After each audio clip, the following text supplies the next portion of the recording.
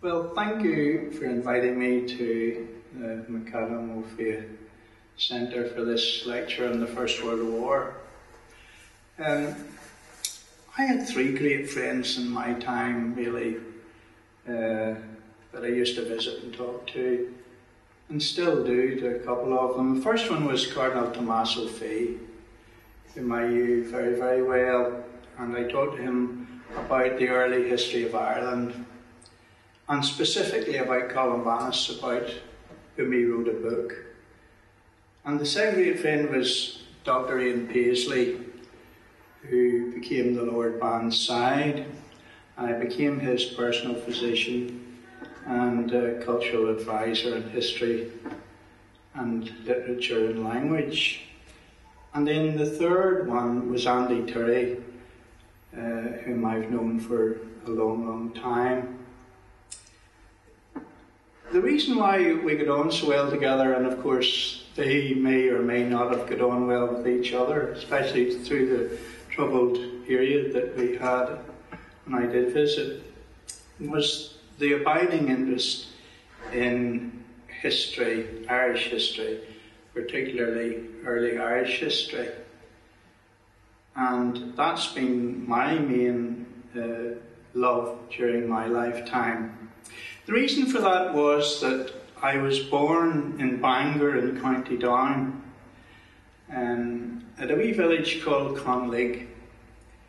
It means the stone of the hound, because there was a Neolithic stone above the village, the stone of the hound. Said in our day to be named the stone of the hound after the Hound of Ulster, Cuchulainn, which of course means the Hound of Cuchulainn.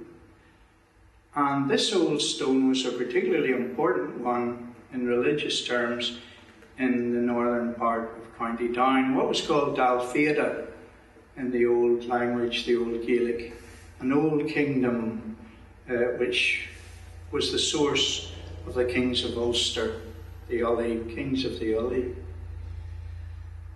Bangor was a particularly important place for me for a couple of reasons.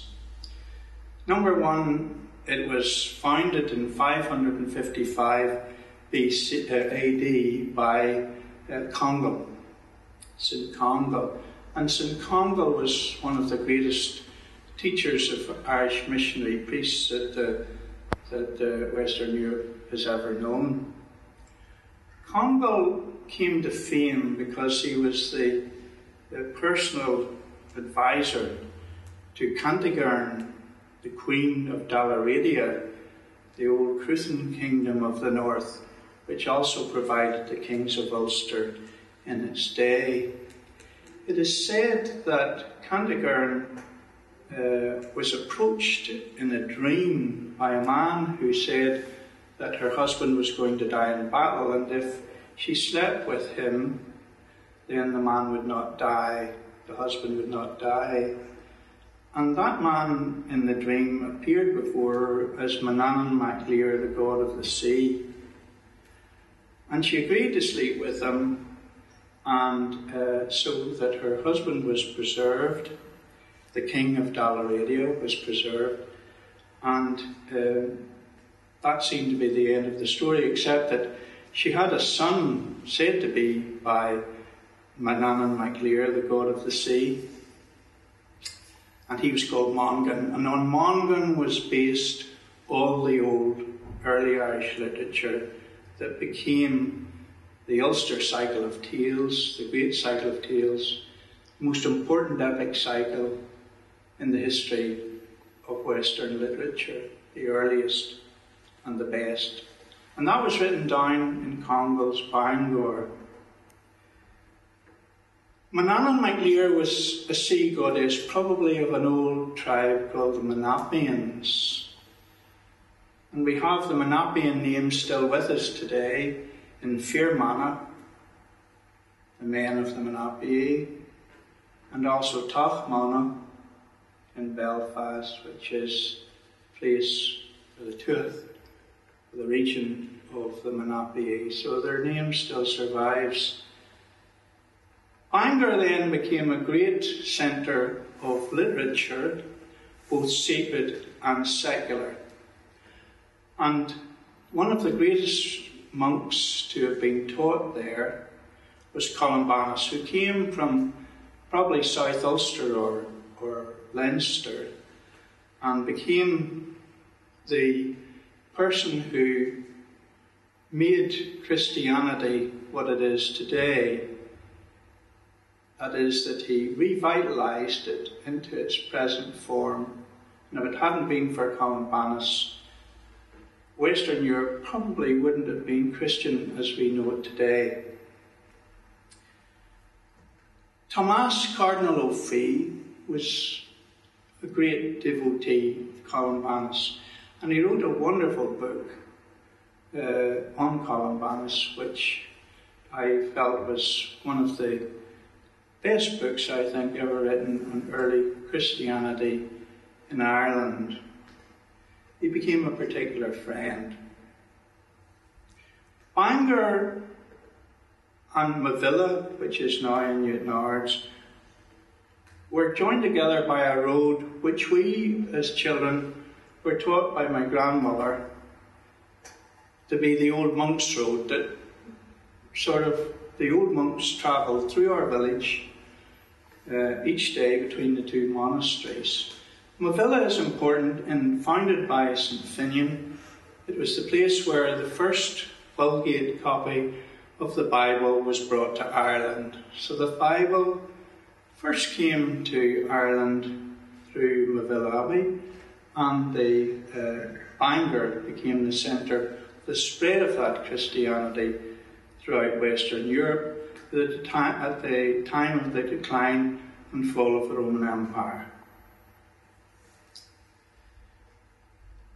In 1895, there took part in London one of the greatest cabinets of the British Empire. It was a truly aristocratic cabinet, and probably was the last great aristocratic cabinet in the Western world. The Prime Minister was Lord Salisbury, who was descended from ministerial advisors as far back as Elizabeth I, of other cabinet ministers who traced their ancestry back to William the Conqueror, and whose senior advisors came not only from England, but from Ireland predominantly, and from the other parts of the British Isles. That was just before the First World War. I always remember 1895 also, in a sort of more mundane sense, as the year of birth of my grandmother, Isabella Sloane. Isabella Sloane, my two grandmothers, Isabella and Martha Sloane, were sisters, and Martha had actually married her cousin, so that I'm descended really, below an Adamson, from the Sloane family generally. The Sloanes had come to our village of Kinlig from Lisbon, and before that from Killalay. And my grandmothers and my grandfather were collateral in descent from Sir Hans Sloane of Killalay, who founded the British Museum and became the personal physician to the King. Before that, my family had been descended from the O'Sloeys, one of whom, Mail Patrick O'Sloey, was the chief bard of Ireland in the medieval period. So the Sloanes were essentially an Irish family. They still exist, of course, in large numbers, and their heritage and culture was Irish. One of the Sloanes of my grandmother vintage was William Sloane. Another was Edward Sloane, known as Uncle Ned. I'll just describe Uncle Ned first before I get on to William, because William is the centre really of our story about the First World War and how it is looked at among our present population. Edward Sloane, Uncle Ned, was a rhyming weaver, a weaver by trade. He wrote poems in English and in the native dialect or language, which we now know as Ulster Scots or Ullans. And he wrote beautiful poetry at that. At the age of 18, Edward became converted by some strange means to the Church of the Latter-day Saints.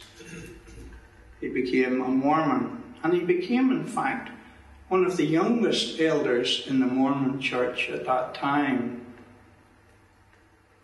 With the great call of Brigham Young to America and the path of the Mormon people towards the West, towards Israel, as they said, many Mormons were called out of Ireland and called out of England and Scotland and whatever there were in Western Europe to sail on a boat from London to the New World to help to revitalise the Mormons as they made this great journey towards the West to find the Promised Land.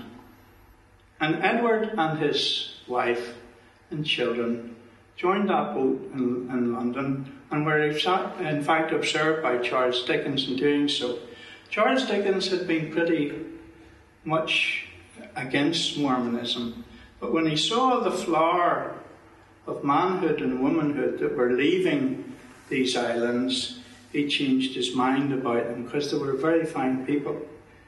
Edward eventually, after great hardship with the Mormons, reached Utah, Salt Lake City, and because of his literary ability, he became the editor of the Deseret Times.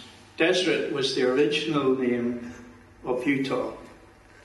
Deseret, the Promised Land. And he was responsible for the development of Mormon culture throughout the state of Utah. And he was instrumental in the joining up of the Pacific Railway with the railway that was coming down from the east, joining up in Utah so that America at last could be traversed from shore to shore, from sea to shining sea. He died early, at the age of about 54, of reasons we don't know, but he's buried in Salt Lake City, and you can still see his grave there to this day. So he was one of the early founders of America and came from the little village of Kinlig. Others who came from Kinlig, not only myself, were William James Perry, who built the Titanic. And of course in our own time, Eddie Irvine, my old friend, the racing driver, but no matter. Kinlig was a little village of family and friends. Anything that happened to anyone within that village was felt deeply by the others, almost like a community really together. One felt for the other because they were all interrelated, as I was many, many times over, to each and every one in the village. William Sloane was my granny's cousin. William was born in Newton Ards, a neighbouring town. He was a labourer. His sister was Lila, who married and became Lila Hamilton. His mother and father and he and his sister lived in a little cottage called Roseneath Cottage. Roseneath Cottage was at the very corner of what's called the Tower Road in Kinlig and the main road in Kinlig. The main road, of course, being the Old Monks Road, a road travelled by St Columba, so that the very first mention of Kinlig is Adamnan's Life of Columba, written in Iona about the life of St Columba. When the First World War broke out, William Sloane was in the Ulster Volunteer Force, like many others in the village. Conlig was a very radical little town, little village. Some people call it a hamlet. It was very radical. Its traditions were of the United Irishmen. It joined the United Irishmen through the Hearts of Down in 1798. And those that were stationed there marched off to the battles of Antrim, to the skirmish at Sainfield, and to the Battle of Ballyhinch. The leader of the rebellion, or rising, in the village was called Archibald Wilson. Archibald was sort of, what we say in the old Scotch, egged on by his sister, who was the real force behind the radical nature of the Presbyterians of Kinlig. And it's from her that I am descended. Archibald was captured at the Battle of Ballyhinch. He was taken to a little cell in the town hall now in Newtownards, which you can still see. He was court-martialed. He was marched to Conlig to a place called the Far Rocks, just above our village, near the Standing Stone, of which Conlig takes its name. And he was hung on that spot, they say, with two others. He declared his innocence. Actually, in a way, he was innocent, since it was his sister who was the real leader of the United Irishmen in that area. Not Betsy Gray, but he was a member of that organisation of United Irishmen called the Hearts of Down. He's buried in Bangor Abbey, and there's a slate slab there with sort of Masonic symbols around it, since everybody at that time was in the Masonic order. It was a sort of a club. And he's buried there, and you can still see his grave slab. I used to visit there every time I was coming home from school, and we used to put flowers on his grave. The reason why I went there actually was that it was cheaper to get home to Kinlig if you took the bus from outside the Abbey than if you got it in the bus station in the centre of Bangor. There's a couple of pennies more and you got keeping the pennies, you see.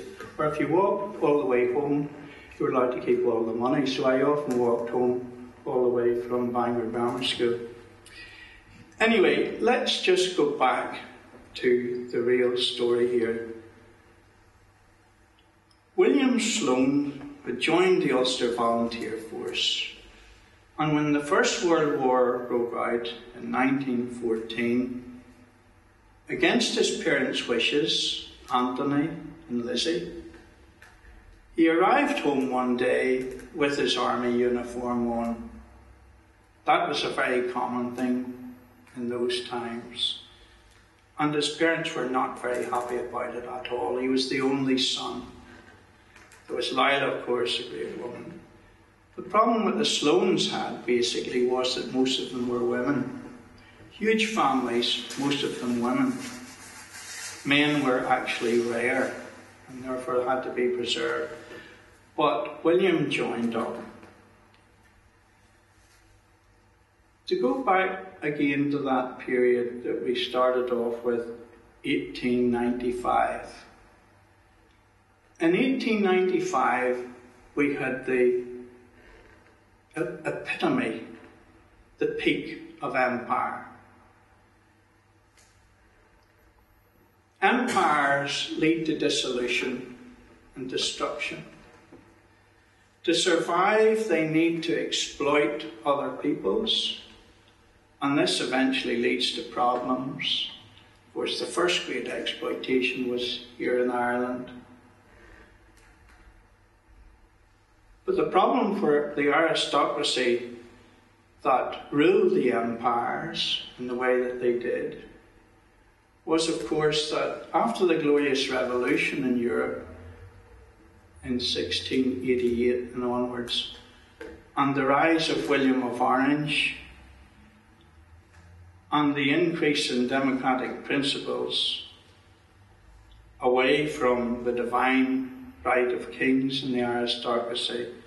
You had an inevitability, therefore, and this was epitomised here in Ireland, particularly in Ulster, by Francis Hutcheson, who was born in 1694, just after the Battle of the Boyne, and who became the father of the Scottish Enlightenment.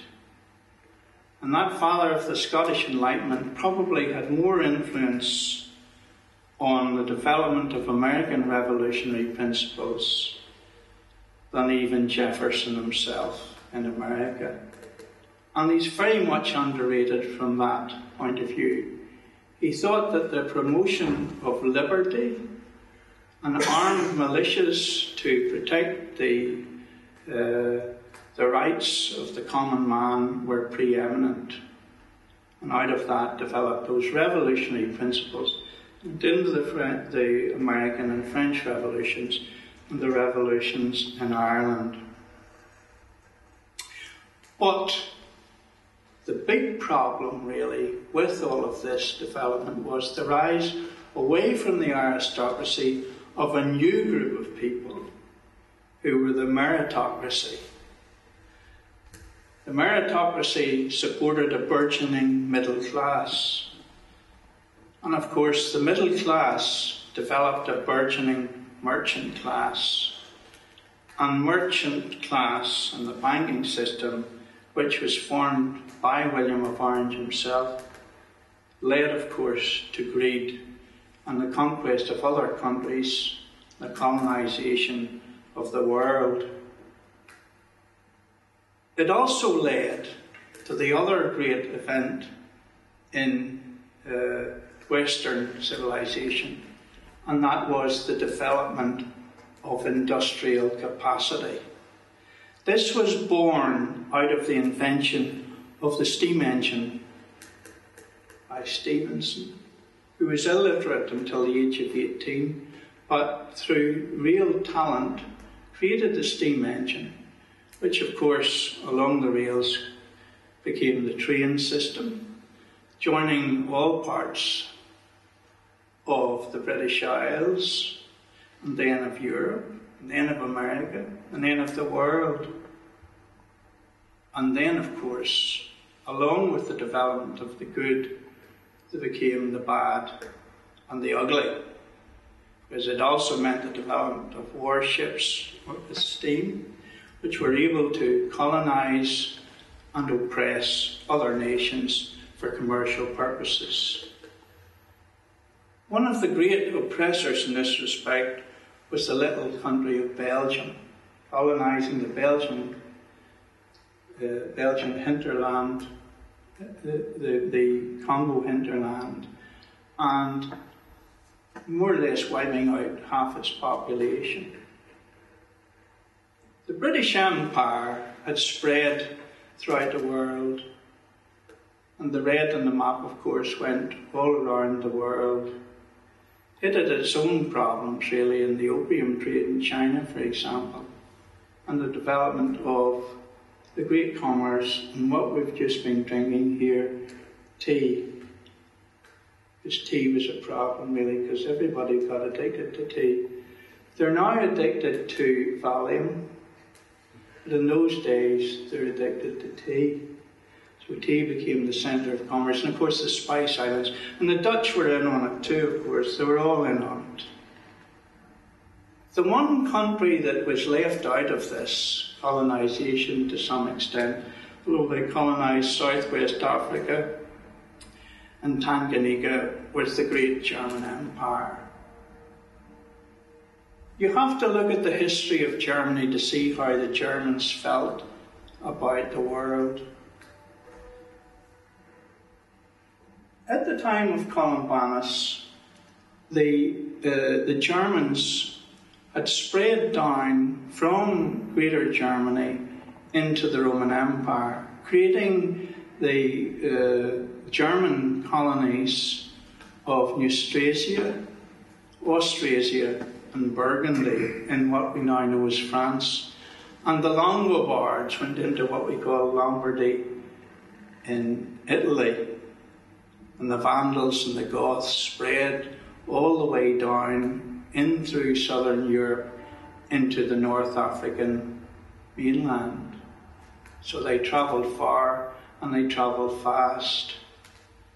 They had no compunction about raiding the Roman Empire. No compunction whatsoever.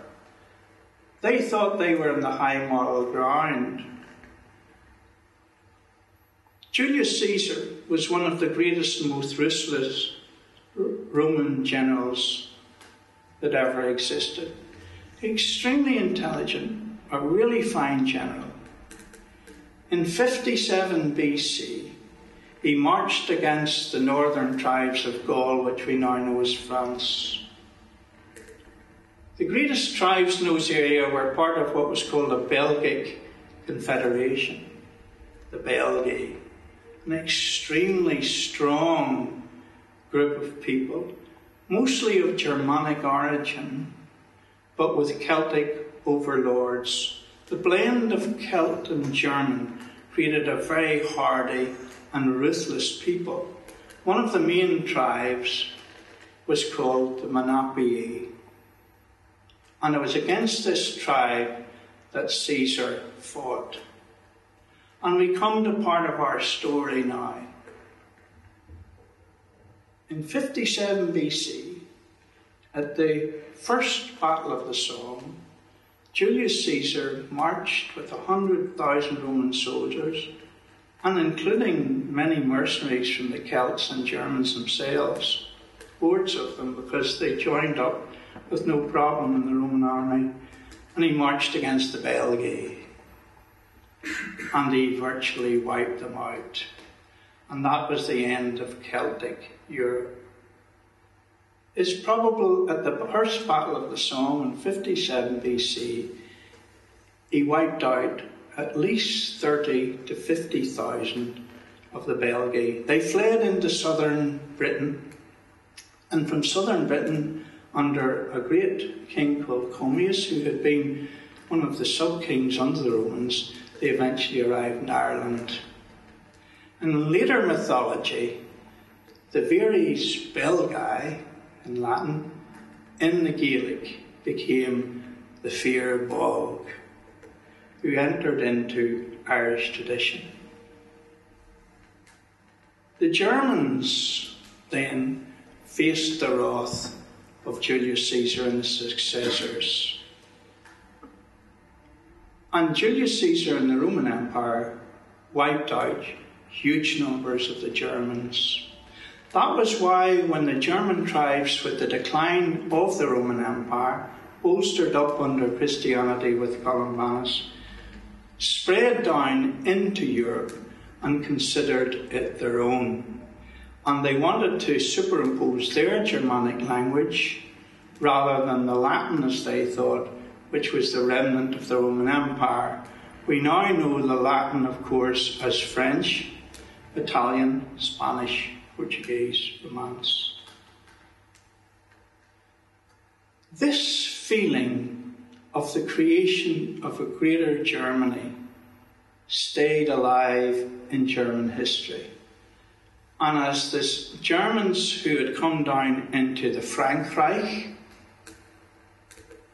the kingdom of the Franks, Frankreich, which became Latinized into France, they still maintained that this was their territory, and some of their place names remain. Dunkirk, for example, which of course means, the mound of the church. Kirk, Dun is Celtic, Kirk is German, the mixture of Celtic and of German, which still exists to this day. So the Germans felt that they were going to re-Germanize Western Europe, just as simply as that. And that's what they tried to do. On the other hand, the British and the Russians and the French supported the rights of the small nations which had developed. The development of small nations, of course, an important historical episode from the 1800s onwards in Western Europe. They supported Belgium. Belgium had given quite a lot of grief through its colonisation to the Congo area of Africa. The Germans followed suit in southwest Africa, where they proceeded to eliminate most of the native population of that area, just as the Belgians had done in the Congo area. So the Germans had no compunction at all in invading Belgium. But the way that European history had developed, nations stood up for nations. And so with the industrialisation of the West, starting with the steam engine in Britain, and the creation of a mechanised warfare, which was to have profound consequences in the rest of the world, but more particularly in Western Europe itself, through commercial greed, they started to fight themselves over empires. And that was the fundamental cause of the First World War. The cause of the First World War was the immediate peace in Europe. There wasn't peace in other countries in the world, but there was peace in Europe, and that peace created the conditions for the First World War. The First World War stands like a searing scar across the face of human history. Before it, you had the aristocracy and the development of the meritocracy. After that, the aristocracy was more or less wiped out until elements of it tried to have a resurgence in the Second World War under such groups as fascist groups and so forth in parts of Europe. William Sloane was caught up in this, and he was caught up in the local history of his time and of his place and of Ireland. He had joined the UVF. There was, of course, a reaction against that in the development of the Irish National Volunteers. When war did break out, Irish National Volunteers, of whom there were about 200,000, were split. Some supported the war effort because they considered they were fighting for the rights of small nations. And in certain respect, they were fighting for the rights of small nations. And they thought that they were going to be rewarded by Ireland being given home rule. We're in the period now of the 100 years after the Home Rule crisis, the Ulster Covenant. So it's quite appropriate to be here to talk about this at this time. 1912, 100 years ago, is particularly appropriate for us to discuss.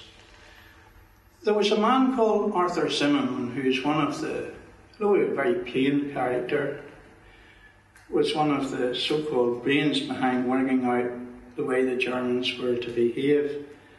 And Arthur Zimmerman fomented problems in Ireland on behalf of the German. The Germans had already decided to invade Europe in 1912.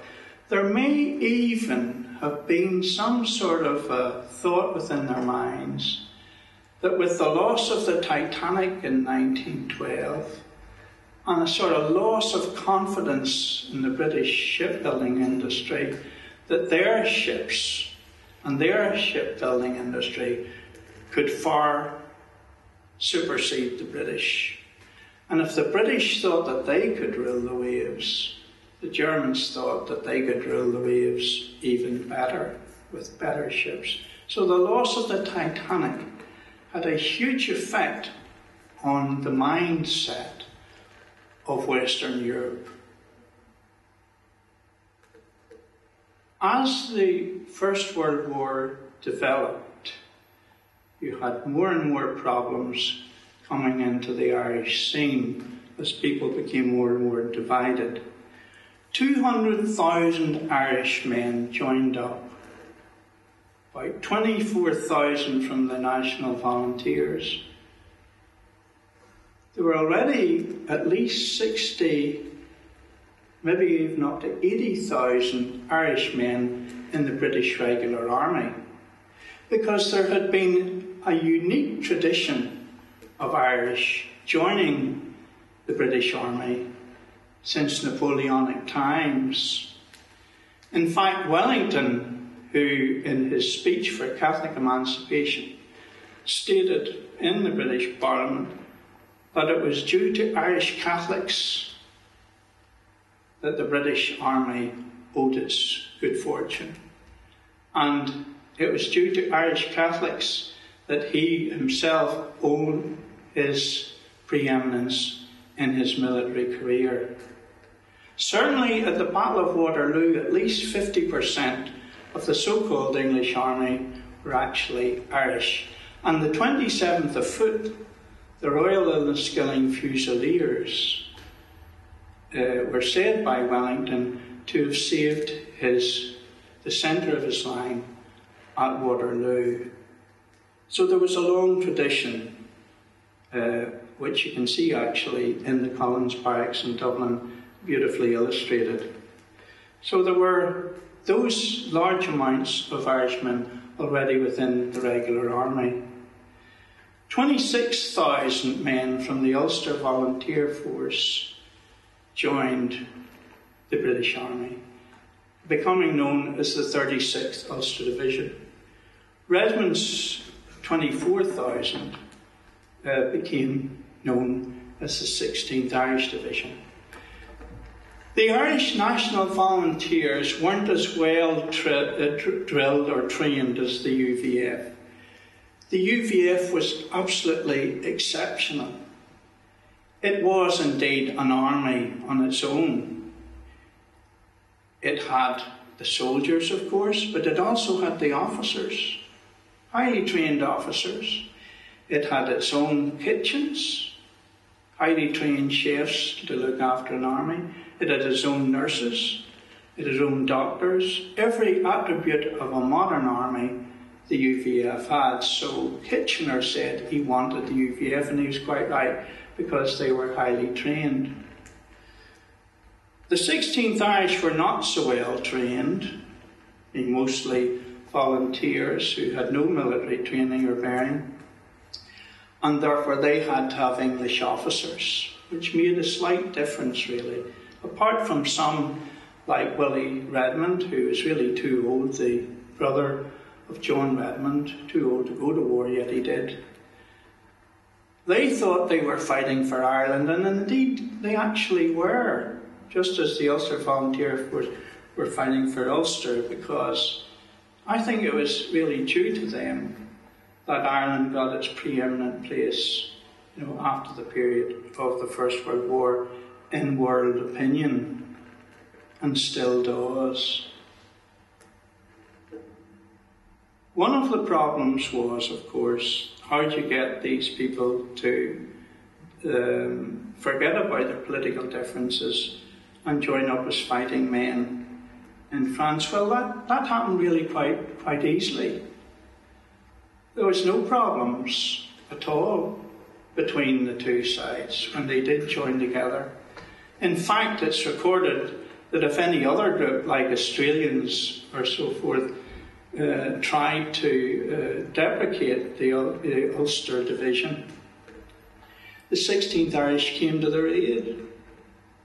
And the veterans that I spoke to through the development of the Somme Association told me this. They had been there, and they said that if they had had Redmond's men with them all the time, they would have won the war on their own.